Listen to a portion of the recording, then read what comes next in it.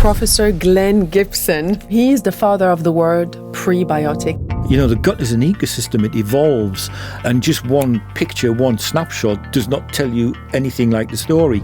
Because of all these trillions and trillions of bacteria that we have, their antisocial consequence is the production of gas. Every human produces about 5 litres of latest gas a day, and we need to break wind to get rid of it, and we all break wind about 20-25 times per day.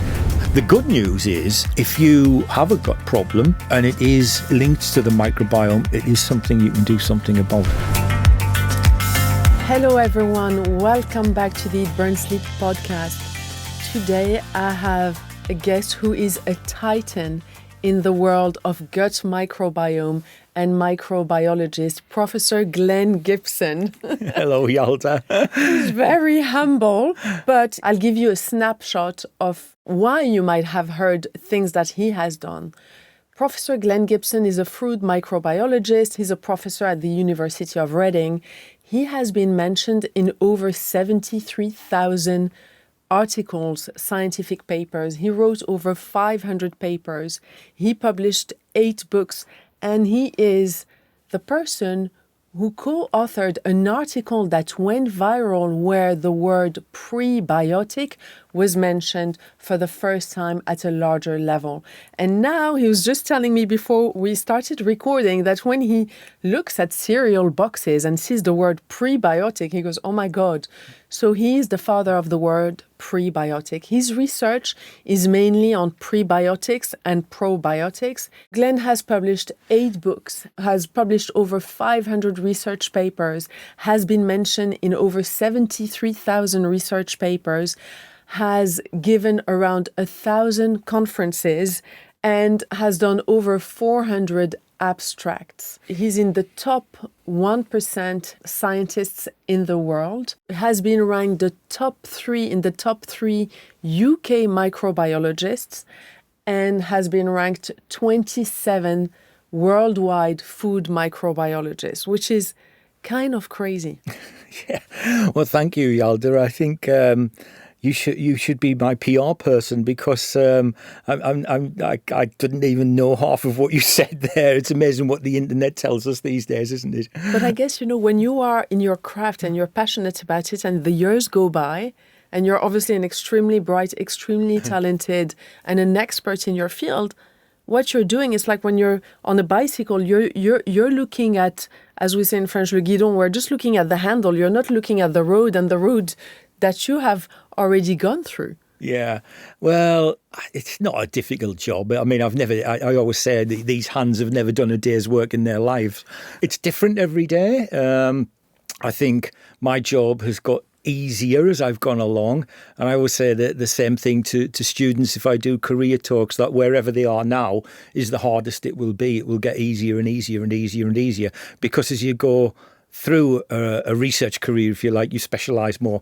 So you only finish up doing things that you're really interested in. Whatever I do, I like to understand people. I like to know what brought them to do what they do. Sure. What is it when you were a young man that made you want to look into this? Because now everyone talks about the microbiome, but 40 years ago, not necessarily. What brought you to do this? How did your passion start? And how did you specialize into disease, prebiotic and probiotics? I can answer that in one word, actually, Yalda. Failure is how I ended up where I am, because I did my A-levels when I was 18, as everyone does, and it was the most horrible thing.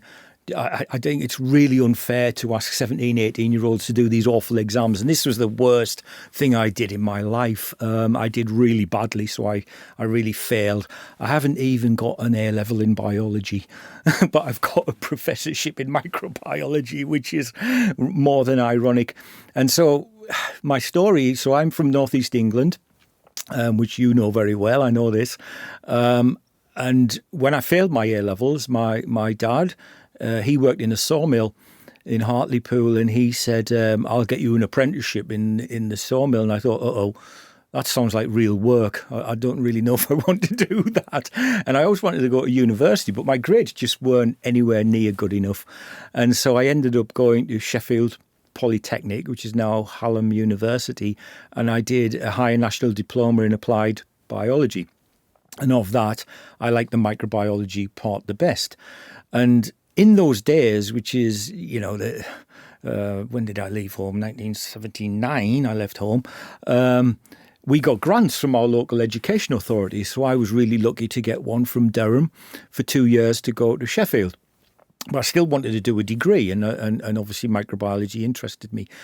And so I went back to Durham and said, if I can get exemption from a degree course because of my HND, would you give me another grant? And they said, well, no, because degree courses are 3 years. And if you get a year's exemption, we've already given you year 2. Well, then I found out that in Scotland, degree courses are 4 years. And so I said, if I get 2 years exemption and go to Scotland to do the degree, will you give me a grant then? And they said, yes. And it was brilliant. And so I went to Dundee and I did a degree there. Then I stayed there and did my PhD, which was on sediments. And I thought that my HND was easier than doing my A-levels. My degree was easier than doing my HND. My PhD was easier than doing my degree. Wow. Then I went to be a research microbiologist in Cambridge for 8 years, which was easier than doing a PhD. Then I went to Reading to be a head of a microbiology department, which is easier than being a scientist in Cambridge. Then I went to the University of Reading, which was easier than the previous job. And as I said, everything gets easier as you go along. And then one day somebody rang me up and said, do you want to be a professor? And I said, yes, thanks very much, and put the phone down. And that was the easiest thing of the lot. But my interest in the gut, which is what I work on, really came around I'm old, Yalda, I'm not like you, in the 1980s, after the PhD, which, as I said, was on sediments, and I was working on smells coming off the sediments. This was in the River Tay estuary in Dundee, and also 2 sea lochs on the west coast of Scotland, one in Oban called Loch Etive and one in Fort William called Loch Eel. And these smells were having a negative effect on tourism, this rotten egg smell. And so it was bacteria in the sediments which were causing this smell, and that's what my PhD was on. I then got interested in the same type of bacteria, which are called sulfate-reducing bacteria. And if you can have, I'm sad enough to have a favourite group of bacteria. Okay, I'm a nerd, and they're mine. And I got interested in the same bugs, but in the human gut, in a different ecosystem. And that's why I went to Cambridge. And we researched these microbes in terms of ulcerative colitis, which again is something I know you know a lot about. And really that was looking at the bad news side of gut microbiology. But as a result of that, I began to realise that actually there's quite a lot of good stuff going on in the gut. And so I diversified into that and begun firstly looking at probiotics and then later prebiotics. Amazing. So it was all driven by failure. But this is so inspiring because it's true that there is so much pressure on young people. Yeah. You have to do well, or you get asked, what do you want to do? I had no idea what I wanted to do at 18. Yeah. I hated that question. I was like, I don't know. Yeah. Very, very few people know. Yeah. Because when you're 18, you haven't seen the world. So how do you know what you want if you don't know what's out there? Yeah. Or what's in you, inside of you, because you're too young to know yourself. Of course. And what you're just saying right now, I'm going to make my children listen to, because there is more to life than your exams, than the A levels and all of that. And there's always a way around things, if you're determined enough, it's my position is, as I said, because I failed at my A levels, but also kind of luck, and I'll be eternally grateful to Durham Local Education Authority for allowing me to go to university for 4 years for free. It didn't cost me a penny. They paid it all. And, nowadays students come out of university with £50,000 plus debt. I mean, that's not right. There's something wrong there. We're supposed to be encouraging people to go to university, but if they see the financial situation of it, I can understand why, it's a bit of an off-putting thing to do. I was really lucky. I grew up in the days when grants were given. Yeah, absolutely. Absolutely. You've just mentioned sulfates, and let's talk a little bit about that and how it can impact disease. Mm-hmm. So many people with IBS, with inflammatory bowel disease, sulfate-causing bacteria might cause more gas, might cause more discomfort. So can you talk to us a little bit about that compared to people who do not have these pathologies but still have the sulfate-producing bacteria without having such a reaction? Sure. So we are teeming with bacteria. I mean, bacteria are absolutely everywhere. They're in all over this room, but there's trillions and trillions of them inside our gut, and some of them are negative for health, some of them are very positive, and many sit in the middle. So to come back to the sulfate-reducing bacteria, they are certainly on the negative side of it. And what their role in the gut is to pick up on a gas which is produced, hydrogen. Now, because of all these trillions and trillions of bacteria that we have, a little bit of their antisocial consequence is the production of gas. By that I mean flatus, or should I say farting gas. And every human produces about 5 litres of flatus gas a day, so 10 pints, something like that. And we need to break wind to get rid of it, and we all break wind about 20-25 times per day.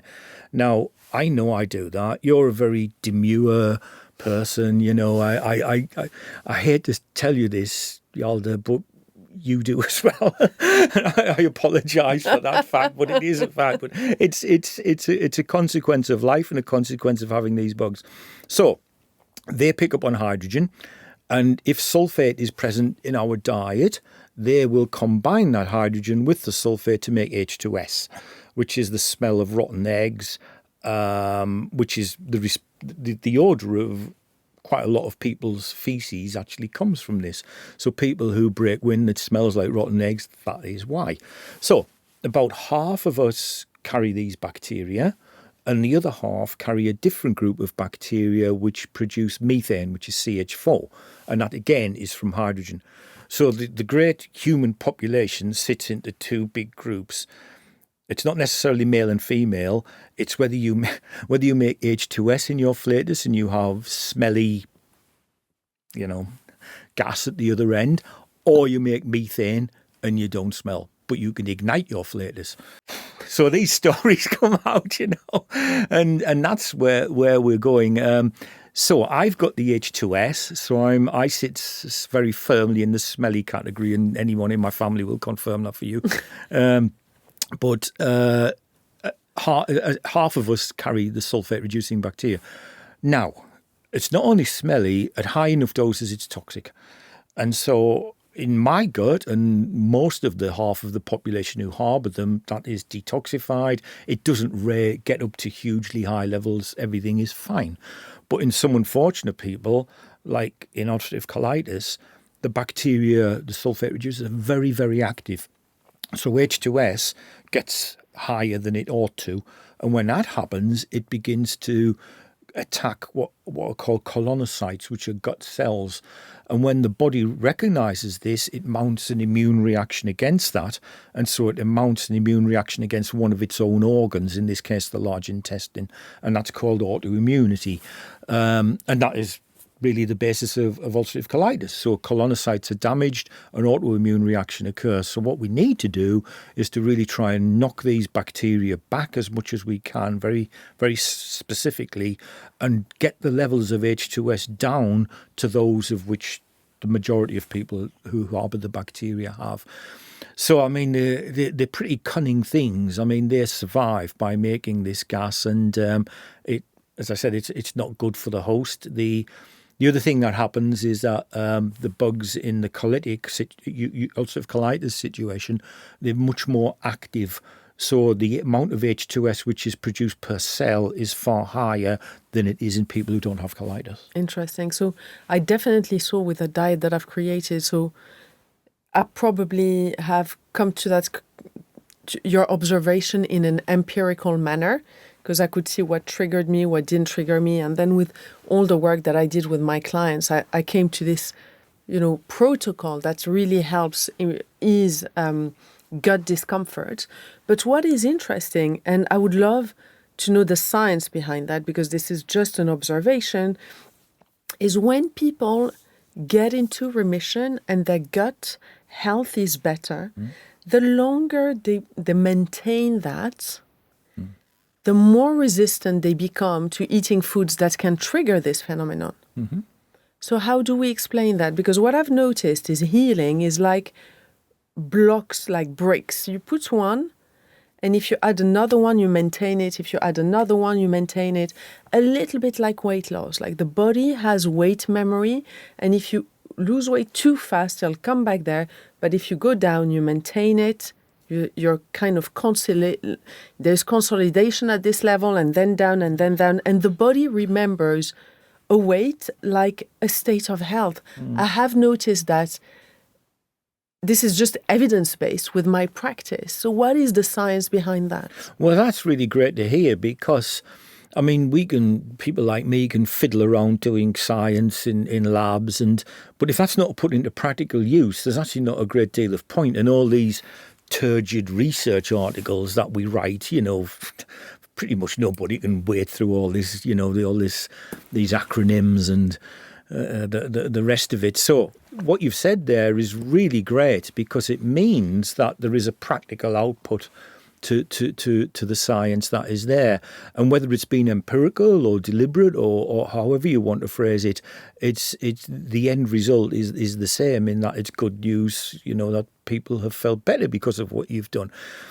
You wonder, you asked me perhaps why, and I don't know, but my idea or hunch is that the diet that you've advocated has decreased the levels of sulfate in there. Sulfate is high in things like milk, in some areas tap water, white bread.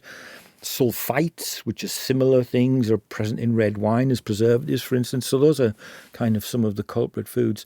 Maybe if they are reduced, you're giving the more beneficial communities of bacteria a better chance to thrive, and the gut carries out the most inherent form of germ warfare you can think of. And once the goodies, if you want to call them that, begin to get a better grip, things like the pathogens, the H2S produced sulfate reducers, don't do as well. And so your observation that remission can be prolonged for longer and longer, I'm guessing maybe because you're fortifying a particular type of bacteria, which are keeping the negative ones more at bay. I see. That makes complete sense. So when you look into the microbiome and you link it with disease, what kind of pathologies do you see? If you could talk us through, because you've done so many research papers, you've worked on so many studies, could you give us some examples of the link between the gut microbiome, immunity, and disease expression? Sure. There's a range of diseases which can occur in the gut. Acute ones like gastroenteritis or food poisoning, if you want to call it that, acute inflammation, ranging right through to IBS, which, it's up to about 20% of people living in this country. It's a huge medical and economic problem, both for the sufferer as well as overall communities. And then through to inflammatory bowel diseases like Crohn's disease, ulcerative colitis, to digestive cancers. And so it can go right the way, the whole gambit from acute right through to chronic. But I know we're going to talk about this later, but one of the things which has sprung up in the field in the last, I would say, 10 so years has been the effects that the bacteria in the gut can have outside the gut. And there we begin to think about the link with gut-brain and the whole range of cognitive issues which are being researched, as well as obesity, bone health, cardiovascular health. I read reasonably recently that it's estimated the gut microbiome can affect 12 other organs in the body. And I actually struggle to think of 12 other organs in the body. So it's just a way of actually amplifying how, widespread their activities are. But to come back to your point, the way we try to deal with it is if we're interested in a particular disorder, whether it's IBS or autistic spectrum disorders or IBD or stomach cancer or whatever, we always try and, because we're microbiologists, we're a little bit insular, I guess, but we try and pinpoint particular microbes that we think might be involved in either causing or helping the disease along. And then we have models of the human gut in our labs, which are made from glass, pumps, filters, electrode stirrers, etc. And I remember inviting you to come and scratch and sniff these one day, and I'll hold you to that. Come and see them. And we test interventions to try and decrease the populations of bugs that we're interested in. So, for instance, In colitis, we're looking at sulfate-reducing bacteria. In autistic spectrum disorders, we're looking at Clostridia. In Crohn's disease, we're looking at mycobacteria, stomach cancer, H. pylori, etc. And so we test, really, our research is more dietary interventions rather than pharmaceuticals. And so we test particular interventions that we think can repress these microbes. And if the results look encouraging enough, we then do a human study, either in patients or people at risk of the condition, or even in healthy people, and look at biomarkers. It's amazing because there's so much evolution in this field, and hence in medicine. Because I remember when I got diagnosed, which is around 20 years ago, I mean a bit less, when I asked my doctor, is there any link with food? The answer was no. The answer was no, because there was no research, obviously, backing that. And we know more and more that whatever we put in our mouth has an impact. Nothing is neutral. Even water, depending on what's in the water. Nothing is neutral. It's either feeding the good guys or the bad guys, and each person is slightly different in terms of their gut. You know, I get asked very often by people if they should go and do a microbiome test.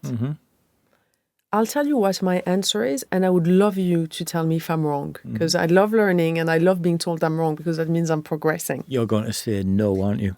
So my answer is no, because I always say that the gut evolves every minute, every hour, how much you've slept, what you've just drank, what your thoughts were because of the brain-gut axis. So getting a snapshot doesn't tell you that much. I tell people, go and see your doctor, do a stool test, rule out parasites, infections. You can check the calprotectin if you have an inflammatory bowel disease to see how much inflammation there is in the stools. You want to do a fit test to, you know, prevent colon cancer if you're 40 plus or there are members in your family with this disease. But going and spending money in a microbiome test, to me, is a bit of a waste. Am I right? Absolutely. I think you're very astute. I had a feeling you would say that, and I think you probably would have expected me to disagree with you, but I don't. Let me give you an analogy. If you were to take a blood pressure test now and your blood pressure was high, would, on the basis of that one blood pressure measurement, would you take blood pressure reducing medicines? You wouldn't, would you? You'd do it over time. You'd do it longitudinally. And that's why, where I'm coming from, it's kind of what you said. I think you need to do it over a prolonged period to see whether there are any aberrations. Our volunteer studies last for months. We just don't, do a one-off fecal microbiome test, give someone, then do another one. They've got it's a prolonged intervention. The gut is an ecosystem. It evolves. And just one picture, one snapshot does not tell you anything like the story. It's like picking up a book and reading page 400 out of 450 and concluding what the book's about. It's you've got to go in for the long haul, and these tests are expensive. There's also, it depends how they are done. Is it done by molecular biology? Is it done by culture? Is it done with sequencing? How were the samples sent there? How were they processed? How were the results interpreted? Because if you do a pile of sequencing, I've had people write to me and said, I've had these results, and bang, my computer screen is filled up with stuff I can't understand. And I, work in the area, so how are these poor people meant to interpret that on their own? So the thing I would say positively is it's raised the profile of gut microbiome, which isn't a bad thing, because this is crucial for our health and disease status. But I do agree with what you've said, and I'm very interested that you had that opinion, which I think you're absolutely right. So yeah. There we are. I mean, as I said, our human studies, they last for weeks and months rather than really short-term things. And, we're trying to intervene against a population which has probably been there almost since certainly has been there since the person has been born, but has evolved over time. So it's going to take a bit of effort to do something about it.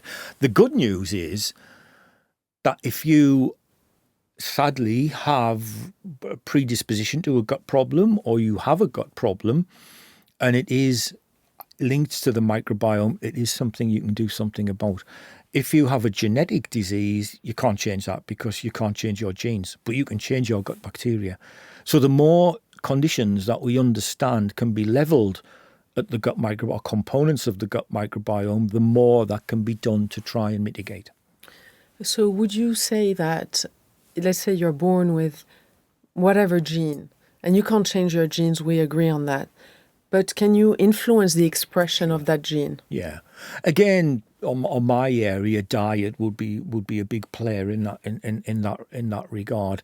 And the analogy that we just discussed with the differences in remission periods in ulcerative colitis, it's a kind of the same kind of argument there.